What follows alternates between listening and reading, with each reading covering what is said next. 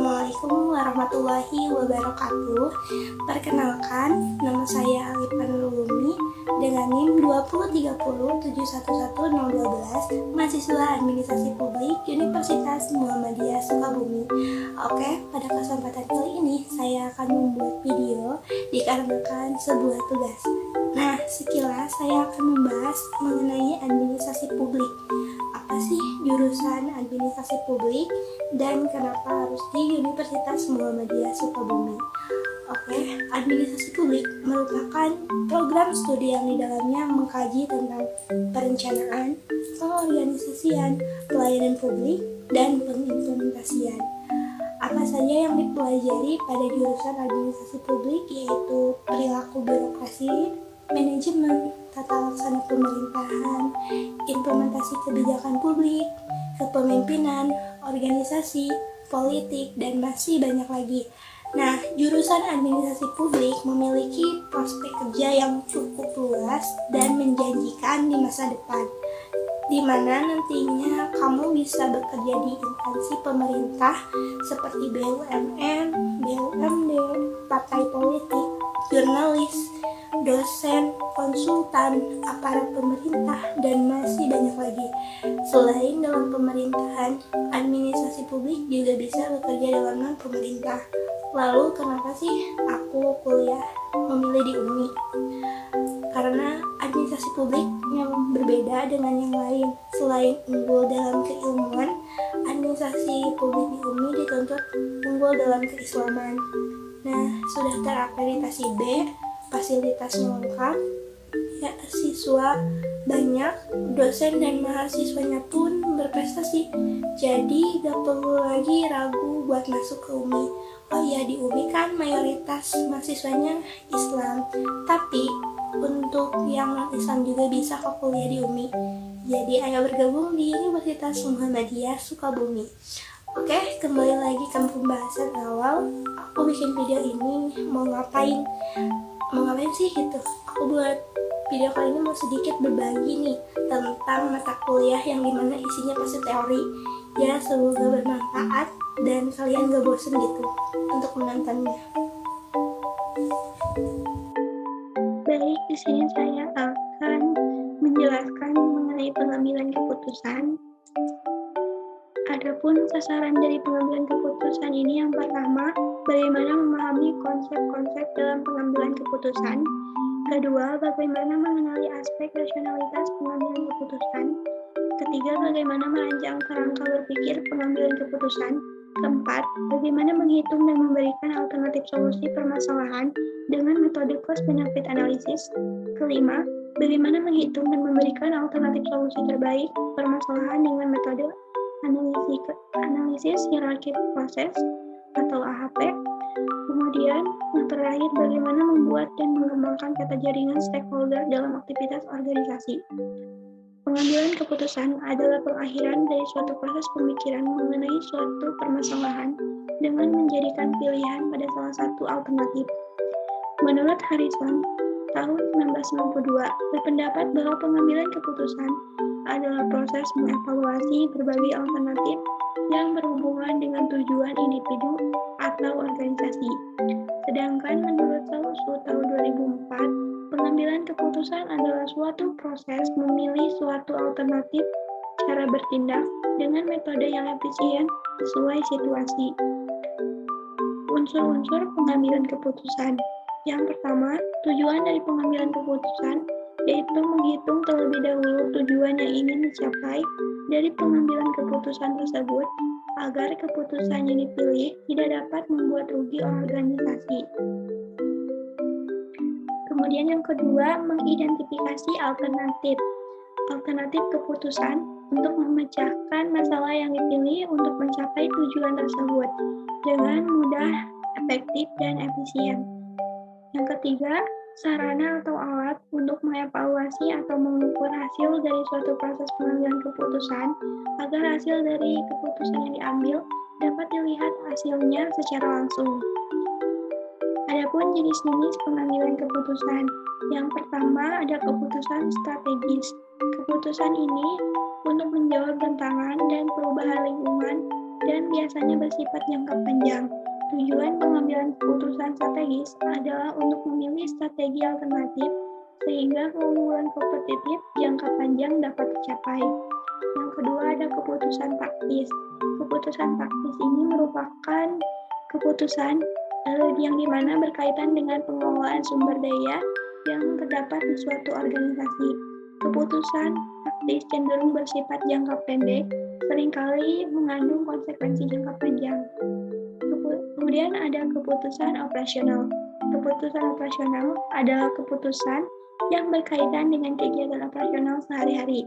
Keputusan operasional ini dilakukan untuk menjalankan kegiatan organisasi sehari-hari atau dilakukan dalam rutinitas organisasi demi berjalannya organisasi tersebut. Faktor-faktor yang mempengaruhi pengambilan keputusan, yang pertama itu dari kedudukan. Dalam pengambilan keputusan, kedudukan seseorang dapat mempengaruhi keputusan, karena dalam organisasi yang berhak untuk memutuskan suatu keputusan adalah pimpinan yang kedudukannya paling tinggi. Kemudian, yang kedua ada masalah. Masalah merupakan satu penghambat dalam tercapainya suatu tujuan yang akan dicapai. Kemudian yang terakhir ada tujuan. Dalam keputusan yang diputuskan harus memiliki tujuan yang akan dicapai, baik tujuan organisasi maupun tujuan yang lainnya. Nah, tujuan dalam pengambilan keputusan itu ada dua. Yang pertama, tujuan yang bersifat tunggal dan yang bersifat ganda. Tujuan pengambilan keputusan yang bersifat tunggal hanya dapat menyelesaikan satu masalah saja, dan keputusan tunggal ini tidak memiliki kaitan dengan masalah yang lainnya. Kemudian, tujuan pengambilan keputusan yang bersifat ganda apabila keputusan yang dihasilkan terdapat lebih dari satu masalah, yang artinya bahwa keputusan yang diambil tersebut dapat menyelesaikan permasalahan tersebut secara sekaligus. Dalam pengambilan keputusan perlu banyak pertimbangan, salah satunya melihat aspek rasionalitas. Rasionalitas mengandung dua pengertian, yaitu sebagai sebuah tindakan yang tepat dilihat dari hasil yang diharapkan, sebagaimana diukur dari sudut pandang pencapaian tujuan, serta sebagai sebuah keyakinan yang dipegang individu, di mana keyakinan tersebut didukung oleh bukti-bukti terbaik yang tersedia. Ranah rasionalitas yang pertama disebut instrumental rationality, sementara ranah rasionalitas yang kedua disebut sebagai systemic rationality. Nah, secara lebih rinci, Asti dan Dulles pada tahun 2010 mengemukakan bahwa sebuah tindakan dapat disebut rasional bila memenuhi 4 kriteria.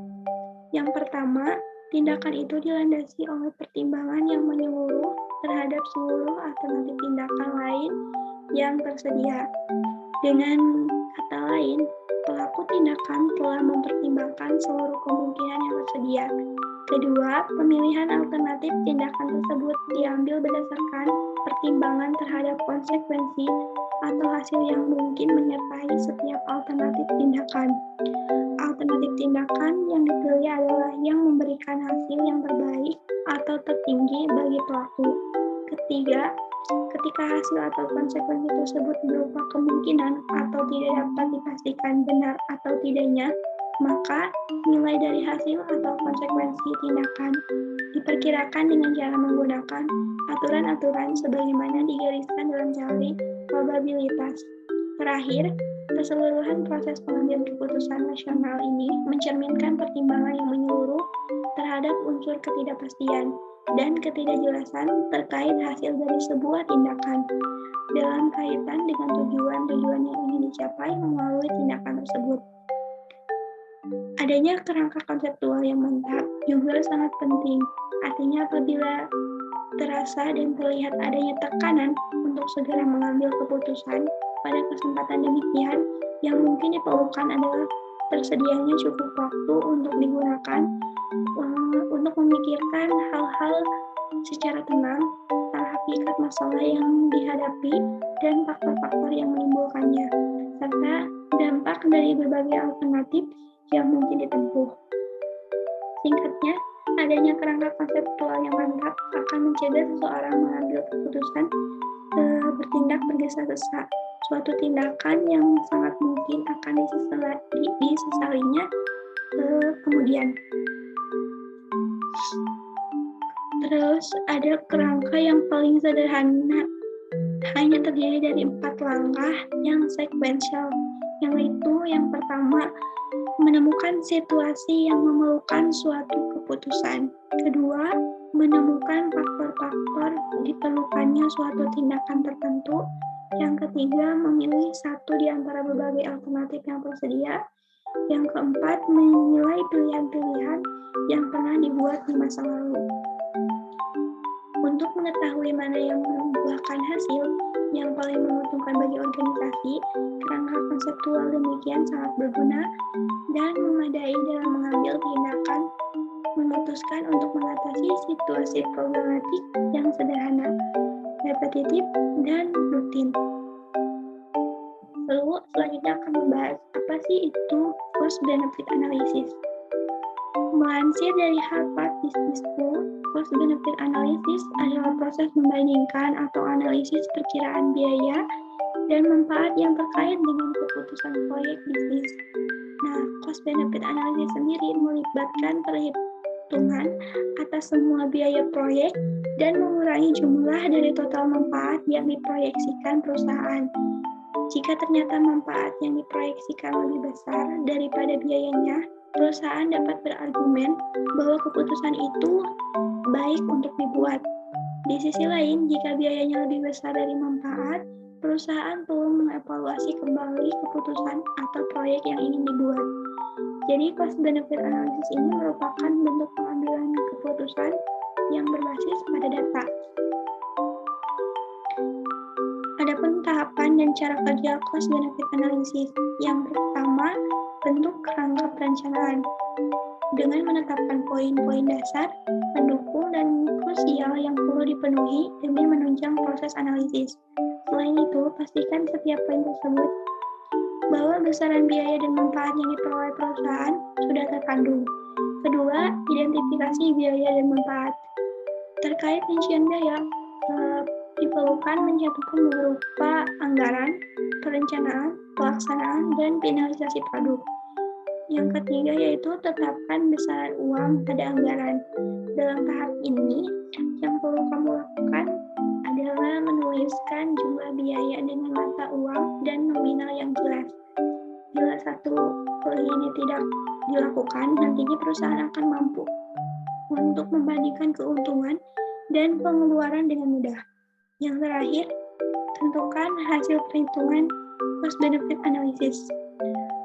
Perlu diingat bahwa ketika jumlah perkiraan biaya melebihi besar manfaat yang diperoleh, perlu meninjau kembali segala analisis dan perencanaan proyek. Namun, jika manfaatnya ternyata lebih besar dari modal anggaran, rencana perusahaan tersebut bisa dilaksanakan. Kelebihan cost benefit analysis yang pertama didasari oleh data. Kenapa? Karena akan memudahkan manajemen dalam menilai keputusan dengan lebih objektif tanpa adanya kekaburan informasi. Data-data ini akan dipaparkan sebagai dokumen pendukung yang konkret dan syarat bukti yang kuat. Kedua, mempermudah pengambilan keputusan. Kan mengambil keputusan itu sangatlah kompleks dan rumit. Hal tersebut lantaran sebelum memutuskan perlu adanya penelitian secara mendalam akan aspek-aspek pendukung. Namun dengan cost benefit analysis, semua data sudah tertera sehingga keputusan lebih mudah diambil. Yang ketiga, yaitu identifikasi potensi laba tersembunyi. Dalam melakukan analisis, manajemen bakal meneliti segala komponen dalam bisnis yang pada akhirnya akan mengungkapkan adanya potensi laba tersembunyi yang belum terjamah perusahaan. Adapun kekurangan dari cost benefit analysis ini, yang pertama yaitu sulit untuk menentukan variabel, di mana dalam hal ini tidaklah mudah, pasalnya manajemen perlu memperhatikan seluruh elemen penting dengan komprehensif tanpa ada yang terlewat.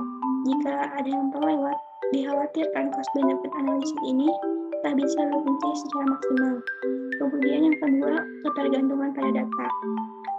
Lantaran setiap kegiatan analisis ini memerlukan data yang valid, menjadikan cost benefit analisis amat ketergantungan dengan data.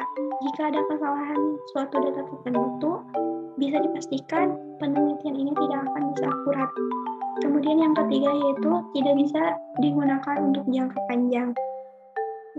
Karena apa? Karena setiap data yang dihimpun pada saat ini belum tentu sama dengan yang di masa depan.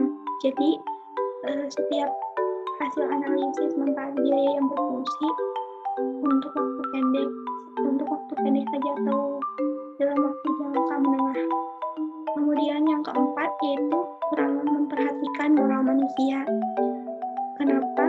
Karena cost benefit analysis ini berorientasi pada manfaat. Pada akhirnya akan berakibat dengan berkurangnya perhatian pada aspek moral. Hal tersebut karena manajemen hanya berfokus pada keuntungan, tidak memperhatikan karyawan, yang akhirnya karyawan akan merasa dirugikan dan akan keluar dari pekerjaannya. Dengan demikian, perusahaan berpotensi kehilangan talenta pekerja terbaiknya. Pengertian Analytical Hierarchy Process atau AHP adalah metode untuk memecahkan suatu situasi yang kompleks, tidak terstruktur dalam beberapa komponen dalam susunan yang hierarki, dengan memberi nilai subjektif tentang pentingnya setiap variabel secara relatif, dan menetapkan variabel mana yang memiliki prioritas paling tinggi guna mempengaruhi hasil situasi tersebut. Proses pengambilan keputusan pada dasarnya adalah memilih suatu alternatif yang terbaik, seperti melakukan penstrukturan persoalan, penentuan alternatif, penetapan nilai kemungkinan untuk variabel aleatori, penetapan nilai, persyaratan frekuensi terhadap waktu, dan spesifikasi atas resiko. Adapun kelebihan dari Analytical Hierarchy Process atau AHP ini, yang pertama, struktur yang berhierarki sebagai konsekuensi dari kriteria yang dipilih sampai pada subkriteria yang paling dalam. Kedua, memperhitungkan validasi sampai dengan batas toleransi, inkonsistensi berbagai kriteria dan alternatif yang dipilih oleh para pengambil keputusan. Yang ketiga, memperhitungkan daya tahan atau ketahanan output analisis sensitivitas pengambilan keputusan. Nah, selain itu, AHP ini mempunyai kemampuan untuk memecahkan masalah yang multi-objektif dan multi-kriteria yang berdasarkan pada perbandingan referensi dari setiap elemen dalam hierarki. Jadi model ini merupakan suatu model pengambilan keputusan yang komprehensif. Nah, adapun kekurangan dari Analytical Hierarchy Process ini, yang pertama, metode AHP memiliki ketergantungan pada input utamanya. Input utama yang dimaksud adalah berupa persepsi atau penafsiran seorang ahli, sehingga dalam hal ini melibatkan subjektivitas sang ahli. Selain itu juga model menjadi tidak berarti jika ahli tersebut memberikan penilaian yang salah. Kemudian yang kedua ada metode AHP. Ini hanya metode matematis. Kenapa disebut demikian? Tanpa ada pengujian secara statistik berdasarkan data historis permasalahan yang telah terjadi sebelumnya, sehingga tidak ada batas kepercayaan dan informasi pendukung yang kuat dari kebenaran model yang terbentuk. Adapun langkah-langkah dari Analytical Hierarchy Process, yang pertama yaitu mendefinisikan permasalahan dan penentuan tujuan. Jika AHP digunakan untuk memilih alternatif atau menyusun prioritas alternatif, pada tahap ini dilakukan pengembangan alternatif. Yang kedua, yaitu menyusun masalah ke dalam hierarki, sehingga permasalahan yang kompleks dapat ditinjau dari sisi yang detail dan terukur. Yang ketiga, yaitu penyusunan prioritas untuk setiap elemen masalah pada hierarki.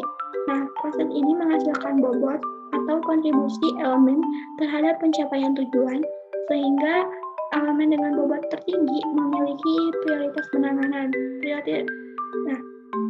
Prioritas dihasilkan dari suatu matrik perbandingan berpasangan antara seluruh elemen pada tingkat hierarki yang sama. Yang keempat yaitu melakukan pengujian konsistensi terhadap perbandingan antar elemen yang didapatkan pada setiap tingkat hierarki. Kemudian selanjutnya yaitu membahas apa itu stakeholder. Nah, stakeholder ini istilah yang digunakan oleh lembaga publik bagi posisi pengambil keputusan sampai proses implementasinya. Beberapa contoh stakeholder adalah karyawan, konsumen, distributor, hingga pemegang saham dan pemerintah. Itulah sebabnya perusahaan harus bisa menyelaraskan tujuan bisnisnya dengan para stakeholder. Nah, contoh dan jenis stakeholder yang pertama yaitu ada stakeholder internal. Stakeholder internal adalah pihak yang memiliki kepentingan langsung dalam perusahaan, seperti pekerjaan, kepemilikan, atau investasi. Yang kedua ada stakeholder eksternal. Stakeholder eksternal ini adalah mereka yang tidak secara langsung bekerja dalam perusahaan, tetapi mempengaruhi tindakan dan hasil dari perusahaan. Adapun peran dan tugas stakeholder. Yang pertama yaitu mengarahkan manajemen. Para pemangku kepentingan seperti dewan direksi dapat membantu perusahaan dalam mengambil tindakan. Nah, nantinya mereka dapat memberikan rekomendasi atau keputusan tertentu terhadap operasional sebuah departemen atau keputusan tertentu terhadap operasional sebuah departemen seperti layanan, sumber daya manusia, atau penelitian pengembangan untuk dikelola agar bisa memastikan kesuksesannya. Yang kedua yaitu mendukung keuangan. Nah, stakeholder ini seperti investor utama bisa kapan saja membawa dan mengambil uang mereka dari perusahaan tersebut, sehingga keputusan mereka itu akan bergantung pada kinerja perusahaan, khususnya mengenai keuangan. Kemudian yang ketiga, bantuan dalam pengambilan keputusan. Stakeholder adalah utama seperti pemilik perusahaan atau dewan direksi memiliki kekuatan untuk mengambil dan mempengaruhi keputusan anggota dewan lainnya mengenai jalannya bisnis tersebut. Para pemangku kepentingan ini juga memiliki kekuasaan untuk menunjuk manajemen tingkat senior. Oleh karena itu, mereka ada di semua bidang pengambilan keputusan utama. Misalnya pengambilan keputusan mengenai likuidasi dan juga akuisisi.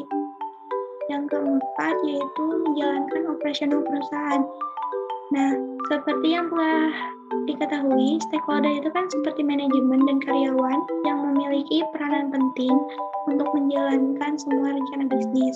Setelah disetujui oleh dewan direksi, mereka memiliki tanggung jawab terhadap jalannya sebuah proyek bisnis tersebut. Kemudian yang kelima yaitu tanggung jawab sosial. Nah, stakeholder ini bisa disebut juga berperan sebagai hati nurani dari perusahaan. Mereka dapat membuat perusahaan mematuhi undang-undang, hak asasi manusia dan lingkungan. Mereka juga memantau dan bisa menentang keputusan yang diambil oleh bisnis jika itu merugikan tujuan jangka panjang perusahaan. Selain itu, tanggung jawab sosial ini dapat dilakukan kepada para stakeholder lainnya, seperti karyawan, konsumen, pemasok, pemegang saham, hingga masyarakat dan lingkungan. Dan yang terakhir yaitu pemerintah. Nah, peran dari stakeholder pemerintah yaitu sebagai pihak yang memberikan izin bagi suatu perusahaan untuk mendirikan suatu perusahaan tersebut di suatu tempat. Selain itu, peran masyarakat juga sangat penting karena bisa saja masyarakat menggagalkan rencana pembangunan yang sudah direncanakan oleh suatu perusahaan. Demikian pembahasan mengenai pengambilan keputusan yang dapat saya sampaikan. Mohon maaf bila terdapat keterbatasan dalam penyampaian materi. Terima kasih atas perhatiannya. Wassalamualaikum warahmatullahi wabarakatuh.